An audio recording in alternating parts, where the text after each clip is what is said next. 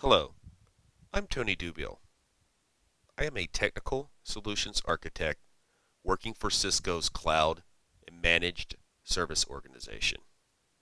Today I will share with you a demonstration of Cisco OpenStack Private Cloud. I will show you the user interface as well as the administrative console. At the highest level, Cisco OpenStack Private Cloud is our remotely managed deployment of OpenStack. This OpenStack Cloud will deliver a true public cloud experience for our users inside their data centers, on their premises, and behind their own firewall. It offers a full administrative control in a production-ready OpenStack-based solution that Cisco will engineer, deploy, and remotely operate on behalf of the customer. This fully managed cloud allows our customers to focus on using their cloud for deploying applications rather than spending time or trying to figure out a best practice for building cloud or attempting to upgrade their own OpenStack environment. First, I would like to show you the user interface. This is the interface that an end user or a line of business or perhaps a developer would see based on roles-based access when they log into the portal of Cisco OpenStack Private Cloud. This portal is an enhanced version of the Horizon dashboard. By enhanced, what I mean is that Cisco has added several wizards to make the provisioning of a virtual machine, the storage options, as well as images to create templates, security groups to prevent unauthorized access, very easy to configure for the end user. In OpenStack, everything is based on a project. A project is actually a specific tenant environment that has been assigned to an end user with roles-based access and would allocate resources to that end user as part of a project. So in OpenStack, there is governance in that resources are made available through a quota to a particular user to be consumed and used within their project. So inside a project, we would see several areas where we can either provision resources or have visibility into the resources that we have consumed.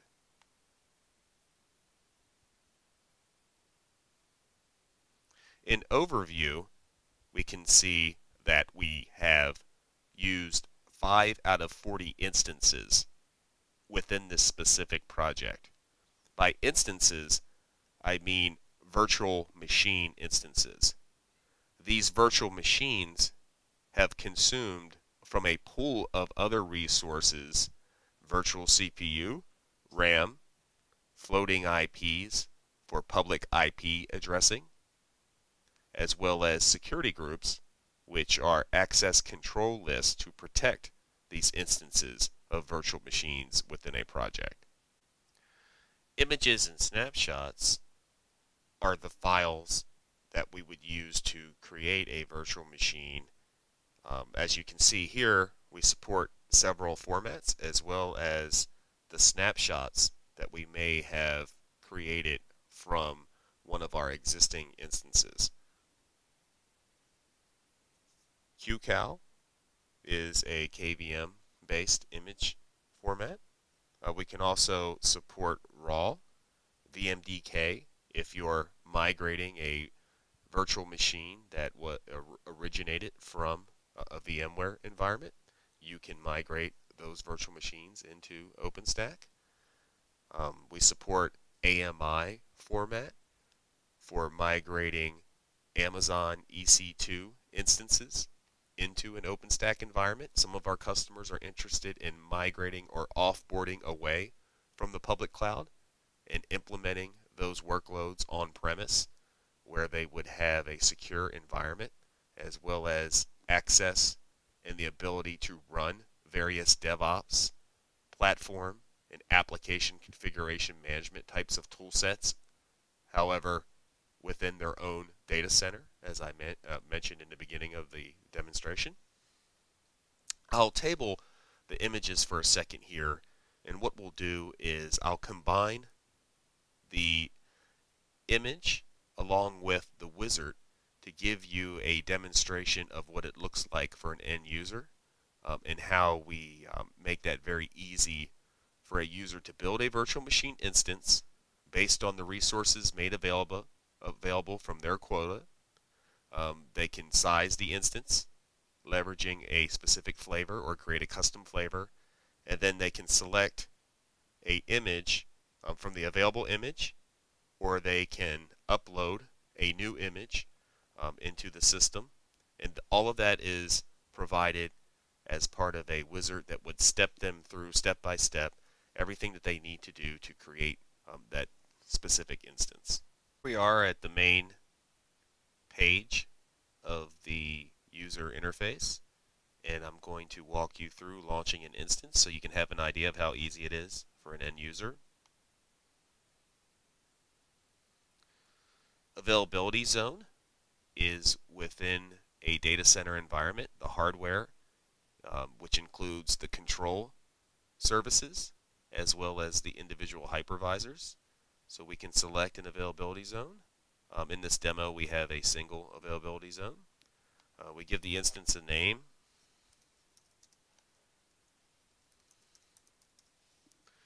We select a flavor. I mentioned we have pre-canned flavors, as well as some of these are custom flavors that users within the demo have created. We'll just go ahead and use a medium one here. We'll create a single instance, a single virtual machine. The boot source will be from an image, not a snapshot. And then we select an image. So let's select a CentOS image. Should be fairly quick to install.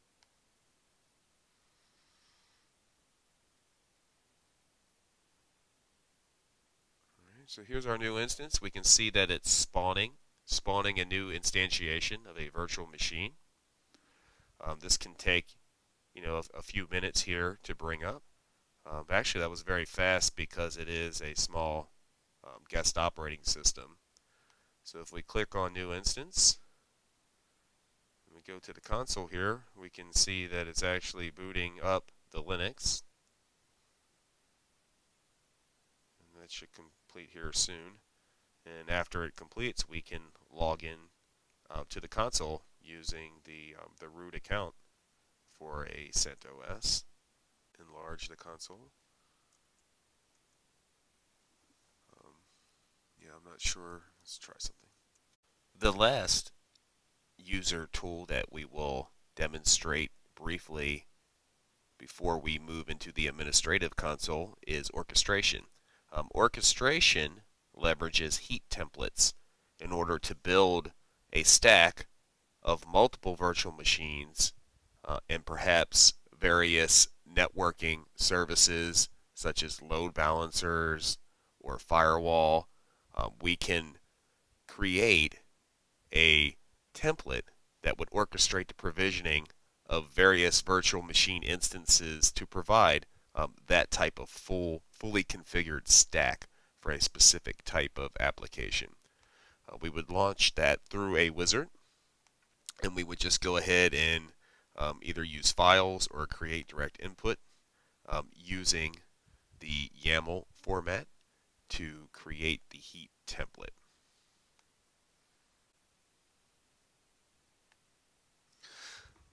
Now if we could switch gears for a moment, let's look at the administrative console. This is an area where Cisco OpenStack Private Cloud has provided either API extensions or additional tool sets to allow for the customer to manage their OpenStack much easier than they would have with the existing tool set that's made available to them from a shrink-wrapped version of OpenStack. If we drop down the admin console here, we see several tools that the administrator has available to manage the project environment for the end users and tenants. Let me give you a brief overview of each one, and then we'll drill down on a few of them that are worth noting in this demo. So from an overview perspective, we see really the entire system, and we can see a summary of the usage across all of the servers. So this gives us the ability to provide capacity planning and to set some thresholds around resources that are being consumed, and when it's time for us or for the customer to add additional hardware. From a controller perspective, these are the servers that provide the OpenStack services, as well as the databases that are used to store information for the tenants. They're implemented in a redundant way across 3 servers, so that way for stateless services we can provide high availability and load balancing, and for the databases, the stateful services and components of OpenStack, we can replicate that data for failover across these servers. We can view live statistics and consumption from a compute, memory, and storage perspective for the controllers, as well as for hypervisors. We have 3 hypervisors here that are supporting the demo environment, and each one of these servers would have resources allocated and consumed by the end user as they are creating either images or spawning new virtual machine instances, or creating snapshots. They would consume resources from the hypervisor nodes. Along those lines, the administrator has full visibility into all of the virtual machine instances as they are either running or failing in the system. The same thing with storage volumes. The administrator has full visibility into all of the volumes that have been created. I mentioned that we can create customized flavors. An administrator can create flavors on behalf of the end user as well. And you can see, again, the pre-canned flavors are visible to the administrator. All of the images are visible to the administrator, as well as the ability of an administrator to upload images on behalf of the end users. So they can make certain types of images, maybe vetted golden images, made available for the end users, and making them available to specific projects. Another area here is system info. These are the services that are running in the OpenStack environment. We have the compute service, image service, cloud formation service. It's an API access. This is an area where we can interoperate with other systems. So cloud formations being one of them from a platform as a service perspective. We also have an EC2 service. So there is a running API that can allow for conversion of the API if interoperating with the public cloud. So this is a very interesting service so that a OpenStack user can communicate with EC2 instances. We have an orchestration service, that was the heat service, and so on and so forth. These are the specific Nova compute servers that are providing specific compute services. One of the interesting ones is the Nova Scheduler. That is the service that decides which hypervisor a virtual machine is placed. And a segue into aggregates where we can build policies through either affinity rules where we want to group certain types of virtual machines together, or anti-affinity rules where we want to separate certain types of virtual machine workloads, perhaps a chatty web front end type of application from a database. We can make sure that they never reside on the same server using the same hypervisor. And then we have visibility as an administrator into all of the projects. We can add users to a project. We can modify quotas, meaning we can assign additional resources to a specific project as needed. And we can delete projects as we need to repurpose resources for tenants when we offboard a tenant from the system. We have full access to the users, creating users, editing access, roles-based access. We have access to modifications. And then this is an area where I wanted to spend a moment before we conclude the demo. This is the metrics and historical data. So these are the graphite dashboards that provide a very robust and high-level overview of the system and the resources that have been consumed by the end user. So that concludes this demonstration of both the user interface and the administrator console for Cisco OpenStack Private Cloud. Thank you for your time.